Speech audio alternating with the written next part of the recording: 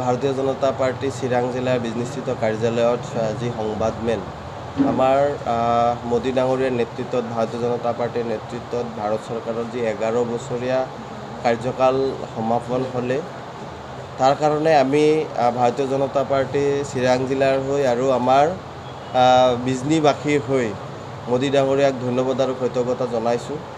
ইতিমধ্যে মোদী ডাঙৰীয়াই 11 বছৰ আগত 2014 চনত যেতিয়া শপত লৈছিলে আৰু সেই শপত বাক্যত তেওঁ ভাৰতবৰ্ষক আগুৱাই লৈ যোৱা যি প্ৰতিশ্ৰুতি ভাৰতবৰ্ষৰ ৰাইজক দিছিলে, আমাৰ ভাৰতবৰ্ষৰ দুখীয়া ৰাইজৰ হকে বিভিন্ন আঁচনিৰ কথা তেওঁ কৈছিলে আৰু সেই প্ৰতিটো আঁচনি প্ৰতিটো প্ৰতিশ্ৰুতি মোদী ডাঙৰীয়া ইতিমধ্যে সম্পূৰ্ণ কৰিবলৈ সক্ষম হৈছে আৰু আশা ৰাখিছোঁ যে তেওঁৰ নেতৃত্বত ভাৰতবৰ্ষ 2047লৈকে খুব ভাৰতবৰ্ষ বিশ্বৰ শ্ৰেষ্ঠ আসনত বহিব পাৰিব। সেই সপোন বাস্তৱ ৰূপ হ'ব ভাৰতবাসীৰ আৰু সেই বাস্তৱ ৰূপ দিয়া মানুহজন হৈছে নৰেন্দ্ৰ মোদী ডাঙৰীয়া আৰু সেই নৰেন্দ্ৰ মোদী ডাঙৰীয়াই ইতিমধ্যে ভাৰতবৰ্ষক অৰ্থনৈতিকভাৱে স্বাৱলম্বী কৰিছে। প্ৰতিৰক্ষা ক্ষেত্ৰত যথেষ্টখিনি শক্তিশালী ভূমিকা ভাৰতবৰ্ষৰ ইতিমধ্যে আছে। আমি যদি কওঁ যে ভাৰতবৰ্ষক নিজৰ ভৰিত থিয় দিয়াৰ কাৰণে মোদী ডাঙৰীয়াই যিবোৰ কথা যিবোৰ প্ৰতিশ্ৰুতি ভাৰতৰ ৰাইজক বা ভাৰতৰ জনগণক দিছিলে সেই এটা এটাকৈ প্ৰতিটো প্ৰতিশ্ৰুতি তেওঁ সম্পূৰ্ণ কৰিছে। আজি যদি ভাৰতবৰ্ষক গাঁৱৰ লগত টাউনৰ যোগাযোগৰ ব্যৱস্থাৰ কথা কওঁ, চাৰিওপিনে খুব ধুনীয়া হৈছে। গোটেই ভাৰতৰ লগে লগে অসমৰো হৈছে। আজি গোটেই ভাৰতবৰ্ষক এক্সপ্ৰেছ হাইৱে কিমান এক্সপ্ৰেছ হাইৱে হৈছে সেই কথাখিনি যদি আমি এবাৰ অনুভৱ কৰোঁ তেতিয়াহ'লে মোদীৰ কথা সকলোৱে চিন্তা কৰিবই লাগিব। আজি বিভিন্ন কোম্পানী যি এটা সময়ত ভাৰতবৰ্ষত নাছিলে সেই বিভিন্ন কোম্পানী বাহিৰৰ কোম্পানী আজি ভাৰতবৰ্ষত স্থাপন কৰাৰ কাৰণে তেওঁলোকে আগবাঢ়ি আহিছে আৰু ভাৰতবৰ্ষৰ বহুত তেনেকুৱা আজি যেতিয়া ক'ভিডৰ সময় আছিলে সেই ক'ভিডৰ সময়ত মেডিচিনৰ ক্ষেত্ৰত ভেকচিনেশ্যনৰ ক্ষেত্ৰত গোটেই বিশ্বক ভাৰতবৰ্ষই এই ভেকচিনেশ্যন প্ৰদান কৰিছে। এয়া হৈছে ভাৰতবৰ্ষ, এয়া হৈছে মোদী ডাঙৰীয়াৰ নেতৃত্বত ভাৰতবৰ্ষৰ চৰকাৰ। মই গৰ্ব অনুভৱ কৰোঁ মোদী ডাঙৰীয়াৰ নেতৃত্বক লৈ, গৰ্ব অনুভৱ কৰোঁ যে মোদী ডাঙৰীয়া ভাৰতবৰ্ষক অৰ্থনৈতিকভাৱে ইমান দূৰ আগুৱাই লৈ গৈছে।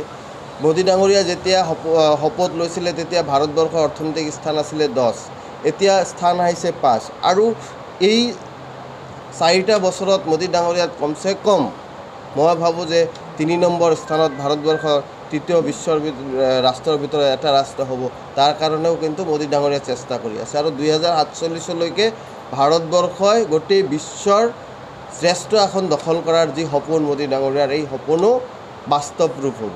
কাৰণ মোদী ডাঙৰীয়াই নিজৰ ওপৰত যিখিনি বিশ্বাস আৰু সেই বিশ্বাস ভাৰতৰ জনগণক একেলগে লৈ পেলাই কাম কৰি আছে আৰু ভাৰতৰ জনগণেও মোদী ডাঙৰীয়াৰ বিশ্বাস আৰু আস্থাৰ ওপৰত বিশ্বাস ৰাখি তেওঁক আশীৰ্বাদ দিছে আৰু এই আশীৰ্বাদ লৈ পেলাই তেওঁ সুস্থতাৰে কাম কৰি আছে।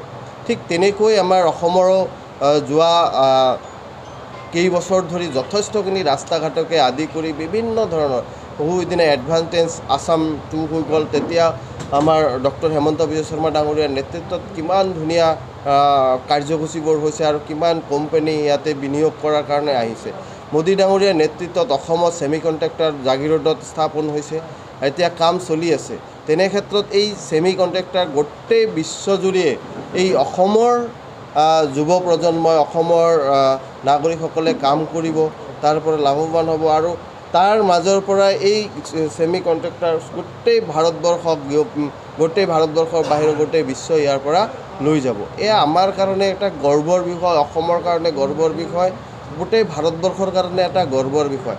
আগত আমি বিভিন্ন যদি আজি মোবাইলৰ কথা কওঁ, মোবাইল আজি বিভিন্ন কোম্পানী বাহিৰৰ কোম্পানীৰ পৰা আমি ল'ব লগা হৈছিলে। এতিয়া বহুত তেনেকুৱা কোম্পানী ভাৰতবৰ্ষত স্থাপন হৈছে যে ভাৰতীয় সেই কোম্পানীবোৰৰ পৰা আমি এই মোবাইল ফোন পাবলৈ সক্ষম হৈছোঁ। মই ভাবোঁ যে ভাৰতবৰ্ষ ইতিমধ্যে বহুতখিনি আগবাঢ়ি গৈছে বিভিন্ন দিশত আৰু বহুতখিনি আগবাঢ়ি যাবলৈ বাকীও আছে আৰু সেইখিনি 2047লৈকে মোদী ডাঙৰীয়াৰ যি পৰিকল্পনা সেই পৰিকল্পনা যে সম্পূৰ্ণ হ'ব আৰু খুব কম সময়ত একদম এক্সেলেণ্ট ভাৰত হ'ব বুলি মই আশাবাদী আৰু ভাৰতৰ যি নাগৰিকে মোদী ডাঙৰীয়াৰ ওপৰত বিশ্বাস, এই বিশ্বাসত মোদী ডাঙৰীয়াই বাস্তৱ ৰূপ দি আছে আৰু দিব, সেই আশাই মই কৰিছোঁ।